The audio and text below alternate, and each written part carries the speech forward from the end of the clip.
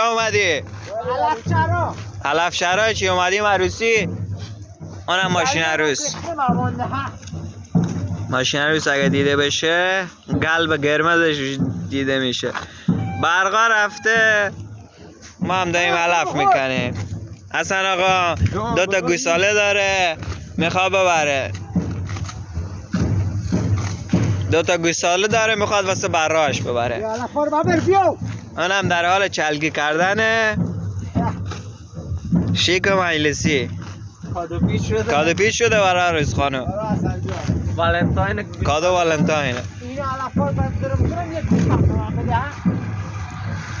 به قرآن اینا مستن اینجوری درو میکنن.